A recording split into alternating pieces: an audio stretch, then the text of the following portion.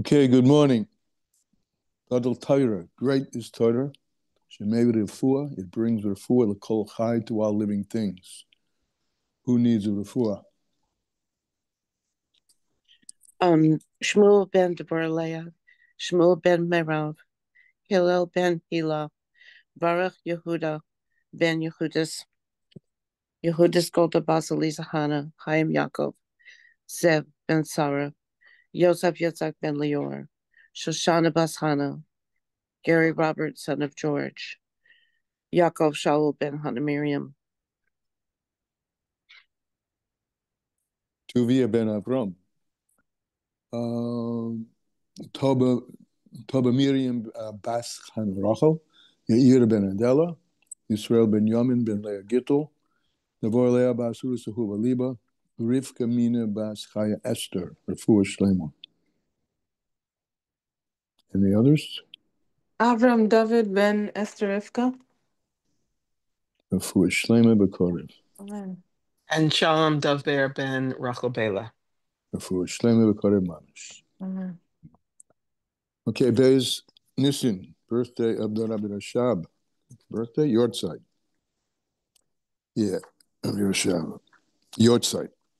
The Yortzeit of, this is the Frierdiker Rebbe's father, the Rabbi Rashab, who passed away on Motzei Shabbos, 2 Nisan. That's today, the 2nd of Nisan, in Rostov. And he is buried, interred there.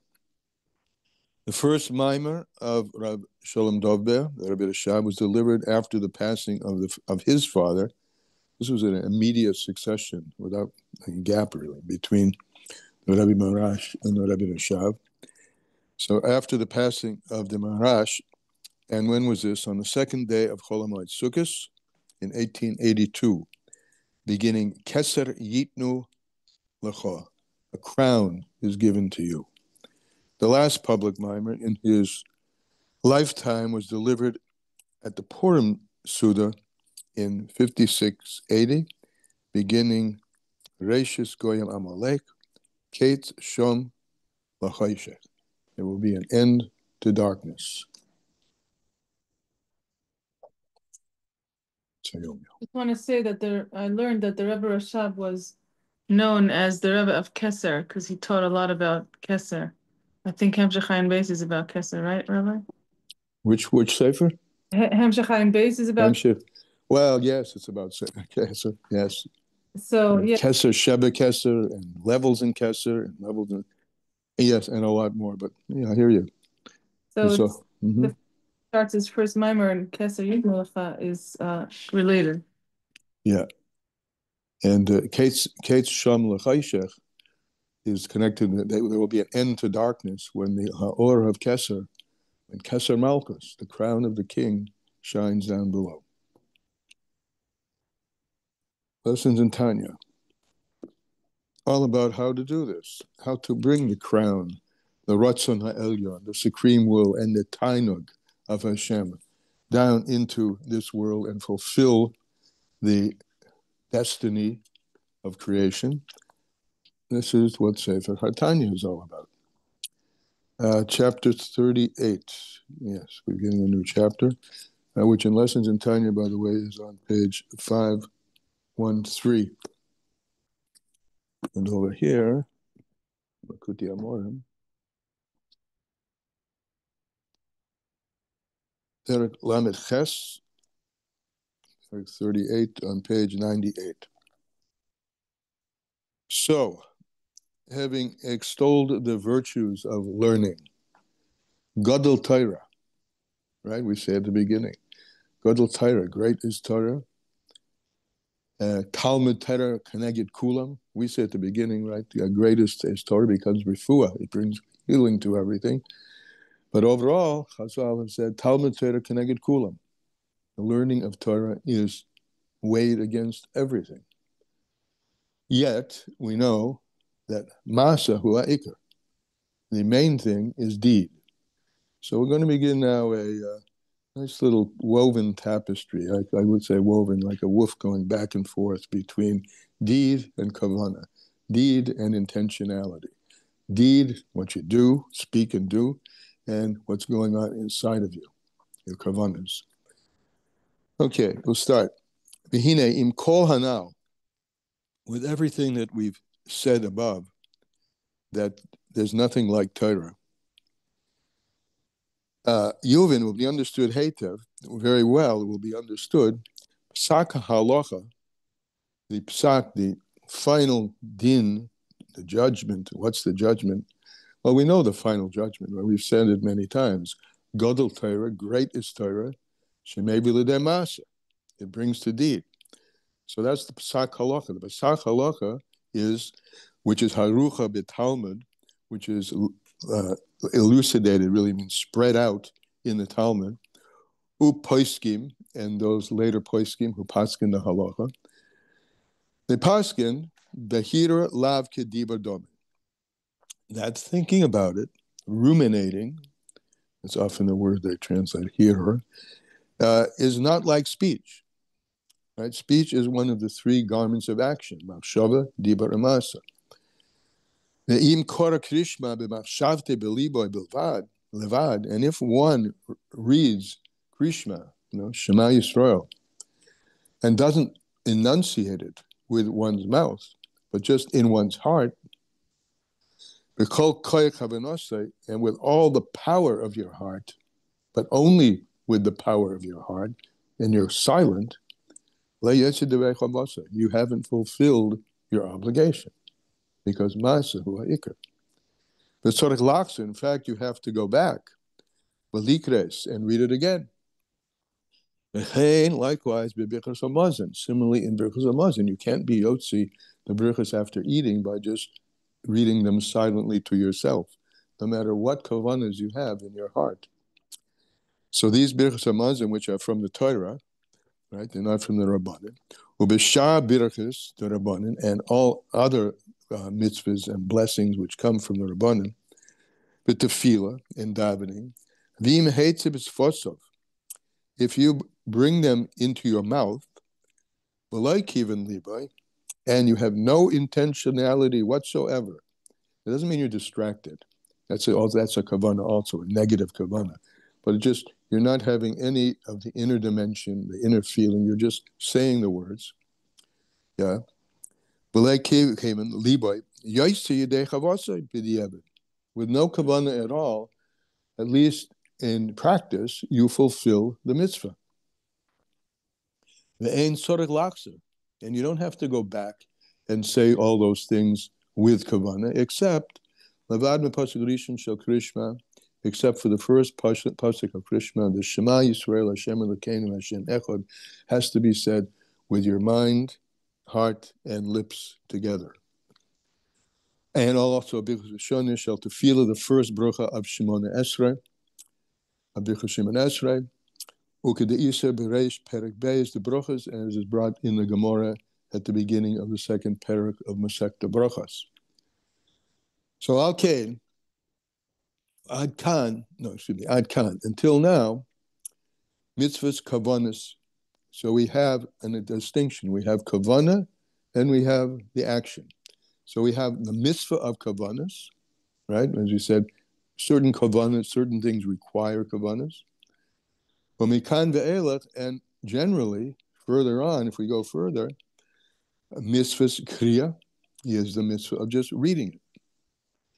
So as I say, I call this a bit of a warp and a woof, back and forth between weaving a tapestry of kavana and without kavana.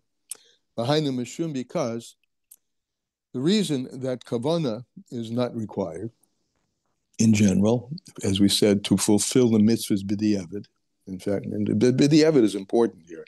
You fulfilled it, but it's not the most beautiful way to fulfill the mitzvah without kavana. But nevertheless, the whole point is to bring God's will into the physical world, including thought, speech, and action. And you've done that. You've articulated it, or if it's a mitzvah that has to do with deed, you've touched it, you've lifted that esrog, you've lit those candles, regardless. And that's the main purpose, right? To bring God's ratzon into the physicality. And the reason is because mishum shehanashama eino tzoricha tikun. la'asma. The neshama doesn't need any fixing on its own. It's the world which needs a tikkun, right? It doesn't need any tikkun, la'atzmon. Mitzvos. The neshama is not fixed by the mitzvahs. It's the objects of the mitzvah which are fixed, rectified, allowed to shine forth the kedusha which is hidden within them. So the soul is not. Rak lahamshik or lesakin nefesh hachayunis. The whole point is to draw down energy, what you're doing when you're just doing the mitzvah. You're putting energy, and in order to fix the nefesh hachayunis v'haguf, the animal's enlivening soul and the body. Al yidei oistius hadibur, through the words of speech, shehanemesh medaberes, which the soul speaks, words of speech, with the chemotzois peh, with the 5 articulative powers of the mouth. This is the throat, the palate, the lips, the tongue, and the teeth. Right? These are the hey. This corresponds, by the way, to the hey gavuras. There are 5 gavuras, 5 fingers, which that blunt power of the arm gets articulated in 5 fingers. So the blunt power of the nefesh hachayunis gets fulfilled in the 5 articulative articulated places of the mouth. Just a little bit of an aside. Okay, so the whole point is to draw down the light to fix the nefesh hachayunis and the body. Al yidei oisis hadibur, through words of speech. Shanefesh medaberes behei metzos hapeh, which the speaking soul, the power of spiritual godly energy in the soul, is meant to articulate and bring forth actual utterances in the mouth. Similarly, in mitzvahs that have to do with actual physical deed. Which the nefesh does through the other limbs of the body. Again, the point being what's done with the body. Mitzvahs masiyas. However, the sages have said, and we're weaving back the other way into the kavana, even though we just said how important, and it's true, of course, the mitzvahs masiyas, from thought going to speech and deed, is nevertheless, they said, the sages said, the fila oishar brocha b'lei kavana, that davening or any other brocha without any kavana, ein keguf b'lei neshama. It's like a body without a neshama. And you know what a body is without a neshama. Pirish. Ki kamei shekol habirurim she'b'olam hazeh. Just like all created things which exist in this world, sheyesh lahem guf v'neshama, which everything has a body and a soul, shehem nefesh kol chai, which is the soul of all living things, v'ruach kol basar ish, and the spirit of all living flesh. V'nasham v'nishmas kol asher ruach hayim be'apov, and the soul of everything, which is expressed in the ruach hayim be'apov, the breath of life literally in one's nostrils, right? Ruach, nefesh, neshima for breathing, right? The kol bali hayim, from all living things. The Hashem mechaya es kulam, and its godliness and God, which is enlivening everything. Umahava, not only enlivening everything, but mahava oisim ma'ayin layesh tamid, and bringing them into being every single second, every single moment, continually. The or v'chaya shemashpia b'hem, with the light and the life force which Hashem flows into everything. Shegam agufa chumri, which of course even the physical body, the feel avonim, and even stones, the offer and dirt, hadoimim, which are inanimate mamish, yesh boy or v'chayis mimenu yisborah, has a light and a life force within it from God, may he be blessed. In order that it doesn't return to absolute nothing. He's saying something which people don't necessarily get, which is, it's obvious that with something that's animated has an animus in it. And that animus, that life and that life force is something that's still rather inexplicable at its deepest levels, but at least there's a sense of something enlivening the body. My hand is moving, Baruch Hashem, because there's an animus in it. But even the inanimate, the dirt, everything owes its existence to the Dvar Hashem, to the speech of Hashem, the spiritual godly force which was in it. So therefore everything has what's called a nefesh, a soul. And if it weren't for that spiritual godly energy in it, it would liachso lies ein ve'efes. It would become return to the state of absolutely nothing, that it was. Nevertheless, in other words, this is the side of the importance of the kavana, of the godliness within you, and the injection of the godliness, the infusion of the godliness within every act you do, just as every single thing that exists is infused with godliness. Nevertheless, there's no comparison at all. There's no comparison between the light and the life force which shines into the body. There's no comparison between that light which shines into the body than the light which illuminates the soul. Shehi nefesh kol chai, which is the soul of every living thing. So there's the other side of the warp and the woof. You can't compare the physical to the godly. So the godly is superior in that respect. And then, on the other hand, you can't be yotzi mitzvahs just by thinking alone. Even Talmud Torah, we learned earlier, requires the movement of the mouth. So, as I say, we're doing a back and forth, and this will continue for a while until we get a good feel for the necessary balance of kavana and deed in order to do what Hashem wants. That's today's Tanya. Questions? Comments?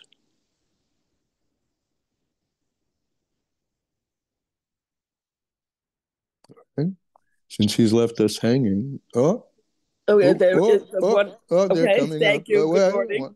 One at a Good morning. time. I just want to say that I started to focus more on this, and if you dive in very regularly, you do have to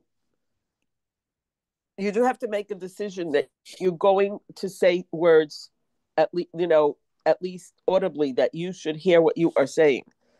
Yeah, because it does happen if you start to like if you just, let's say, I don't know, if you're very used to saying certain prayers, it does happen that you will not be enunciating the words clearly if you don't make that decision. Good. That's a decision on the side of deed, right? You do the deed the way the deed is meant to be done. Yes. That's, I specifically started with Birkas Hamazon, and I realized that I have to slow down and I have to be saying the words clearly. It's a mitzvah from the Torah. And if you get very used to it, if you get very used to the words. Good. Rivka, thank you. Rivka, you're up next. Although there's no comparison with the godliness in the goof and the godliness in the shama, it does say, and to be remembered, that they're both being sustained every moment anew by Hashem. So you still have that connection just as much, that to be grateful for the life in the body and the neshama, because they're both connected. I mean, ultimately to the same source. Ultimately. Yep. Very good. But that's a very nice reminder about the fact that we take it for granted that we're going to be here the next minute. Everything else is going to be the same, right? But we shouldn't the sun take is it going to for rise, and we're all dependent and grateful to Hashem that things continue more or less more or less the same way with our help to change for the better. But that point will be the subject of Shar Yichud V'Emunah, the whole Shar Yichud V'Emunah, how we're all dependent on God, continually, as it were, quote, speaking everything into existence. And if he were to stop talking, this is a metaphor, of course, yes, it would all be nothing. Okay, beautiful. Thank you, guys. Anybody else? So we're kind of in the middle, and we are really just beginning. And we'll continue the sentence tomorrow morning. Emir Tashem. Everybody, have a great day.